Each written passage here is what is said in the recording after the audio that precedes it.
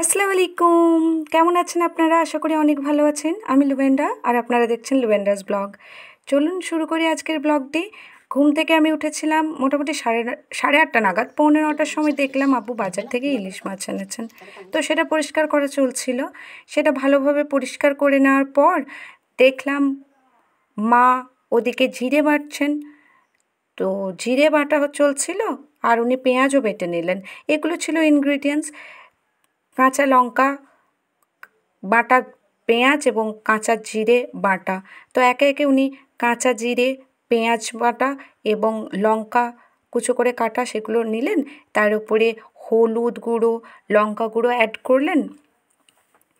দেন দেখলাম উনি সামান্য তেল অ্যাড করলেন এবং এই সমস্ত মশলাগুলিকে ভালো করে মাখালেন। মেখে নেওয়ার পর মাছটিকে অ্যাড করে আরও কিছুক্ষণ মাখালেন। দেন জল অ্যাড করলেন এবং উনি বললেন এটিকে মোটামুটি 15 থেকে 20 মিনিট রান্না করে নিলেই রেডি হয়ে যাবে। নামানোর সময় উনি ধনেপাতা অ্যাড করলেন এবং ধনেপাতা অ্যাড করার পর উনি এটিকে মোটামুটি আরও 2 মিনিট ফুটিয়ে নিয়েছিলেন। তো রেডি হয়ে গেছে ইলিশ মাছ। আমরা সাধারণত এরকম প্রসেসেই রান্না করে থাকি। আমি দেখলাম এসেছিলো আব্বুর কিছু পার্সেলস, তার মধ্যে ছিল প্লাস্টিকের ফ্লাওয়ার্স। জানি না আব্বু ইদানিং কেন এত প্লাস্টিক ফ্লাওয়ার্স অর্ডার করছেন। অলরেডি 8 পিসেস আছে এবং আরও 3 পিস অ্যাড হয়ে 11 পিসেস হয়ে গেছে। তো এত ফ্লাওয়ার্স কী করবো, উই ডোন্ট নো। দেন দেখলাম কিছু ঘরে জিনিসপত্র এনেছিলেন যেগুলো এসেনশিয়াল ছিল, কাচের ছিল। তো এগুলো মোটামুটি ঠিক ছিল সমস্ত কিছু। দেন এই ইলেকট্রিক গ্যাজেটটি, এটা অনেক কাজের। এটি আপনি চার্জও দিতে পারবেন, এটা দিয়ে ক্যান্ডেলও জ্বালানো যায়। তো লিঙ্ক আমি ডিসক্রিপশন বক্সে দিয়ে দেবো, আপনারা চেক করতে পারেন। দেন সন্ধেও এসেছিলো এবং একটা বুনি এসেছিলো। তো আমি ওকে বললাম যে চল তোকে চাউমিন বানিয়ে খাই। তার জন্য আমি এই সমস্ত ইনগ্রিডিয়েন্টসগুলোকে নিয়ে নিয়েছিলাম এবং চাউমিন থেকে জল ড্রেন হয়ে যাওয়ার জন্য রেখে দিয়েছিলাম। দেন আমি একটি পাত্রে তেল গরম করলাম, তারপর অ্যাড করলাম পেঁয়াজ কুচো। পেঁয়াজটিকে ভালো করে কিছুক্ষণ নাড়িয়ে নিয়ে এটা ব্রাউন হয়ে এলে দিলাম লঙ্কা, দেন রসুন কুচি।